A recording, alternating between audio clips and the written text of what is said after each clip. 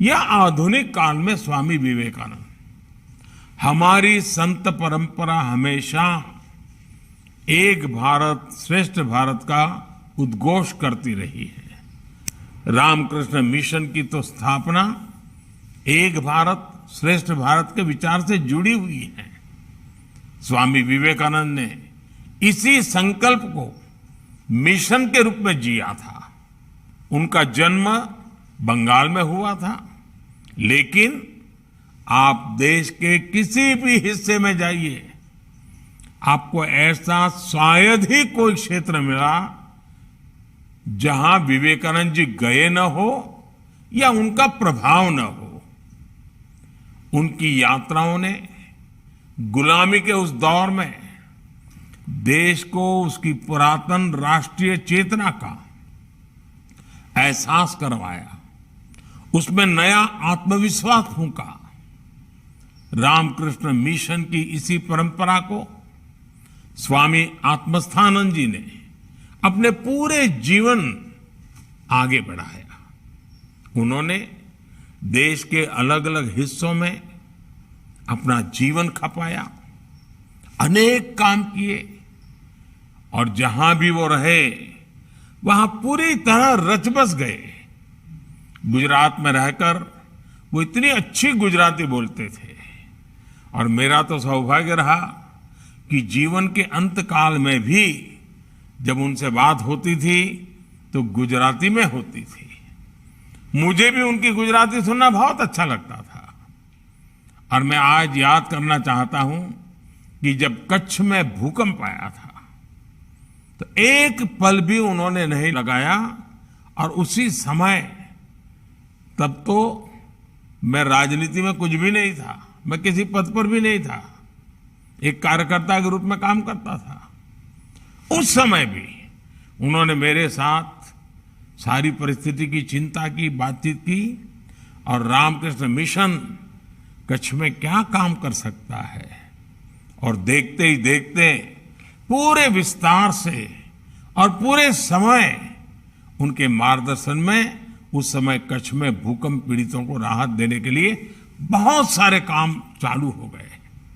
इसलिए रामकृष्ण मिशन के संतों को देश में राष्ट्रीय एकता के संवाहक इस रूप में हर कोई जानता है, और जब वो विदेश जाते हैं तो वो वहां भारतीयता का प्रतिनिधित्व करते हैं। साथियों, रामकृष्ण मिशन की ये जागृत परंपरा रामकृष्ण परमहंस जैसी दैवीय विभूति की साधना से प्रकट हुई है।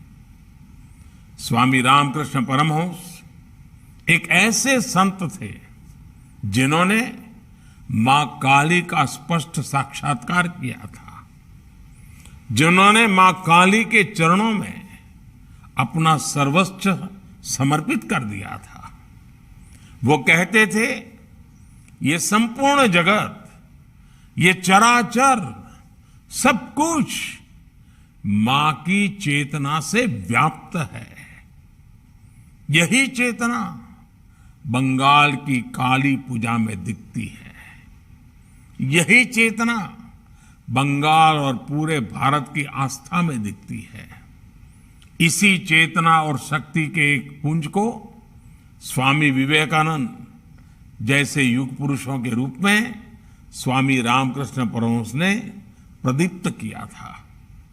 स्वामी विवेकानंद को मां काली की जो अनुभूति हुई, उनके जो आध्यात्मिक दर्शन हुए, उसने उनके भीतर असाधारण ऊर्जा और सामर्थ्य का संचार किया था। स्वामी विवेकानंद जैसा ओजस्वी व्यक्तित्व, इतना विराट चरित्र, लेकिन जगन्माता काली की स्मृति में, उनकी भक्ति में वो छोटे बच्चे की तरह विह्वल हो जाते थे। भक्ति की ऐसी ही निश्चलता और शक्ति साधना का ऐसा ही सामर्थ्य मैं हमेशा पूज्य स्वामी आत्मस्थानंद जी के भीतर भी देखता था। और उनकी बातों में भी मां काली की चर्चा होती रहती थी। और मुझे याद है, जब भी बेलूर मठ जाना हो, गंगा के तट पर बैठे हो और दूर मां काली का मंदिर दिखाई देता हो, तो स्वाभाविक एक लगाव बन जाता था। जब आस्था इतनी पवित्र होती है तो शक्ति साक्षात हमारा पथ प्रदर्शन करती है। इसलिए मां काली का वो असीमित असीम आशीर्वाद हमेशा भारत के साथ है। भारत इसी आध्यात्मिक ऊर्जा को लेकर आज विश्व कल्याण की भावना से आगे बढ़ रहा है। साथियों, हमारे संतों ने हमें दिखाया है कि जब हमारे विचारों में व्यापकता होती है तो अपने प्रयासों में हम कभी अकेले नहीं पड़ते। आप भारतवर्ष की धरती पर ऐसे कितने ही संतों की जीवन यात्रा अगर आप देखेंगे, जिन्होंने शून्य संसाधनों के साथ शिखर जैसे संकल्पों को पूरा किया। यही विश्वास, यही समर्पण मैंने पूज्य आत्मस्थानंद जी के जीवन में भी देखा था। उनसे मेरा गुरु भाव का भी संबंध रहा है। मैंने उन जैसे संतों में निष्काम होकर 100% समर्पण के साथ खुद को खपाने की सीख ली है।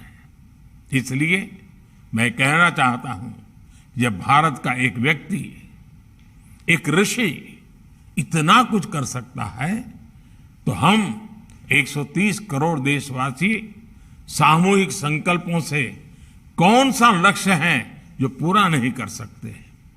संकल्प की शक्ति को हम स्वच्छ भारत मिशन में भी देखते हैं। लोगों को विश्वास नहीं होता था कि भारत में इस तरह का मिशन सफल हो सकता है, लेकिन देशवासियों ने संकल्प किया और परिणाम दुनिया देख रही है।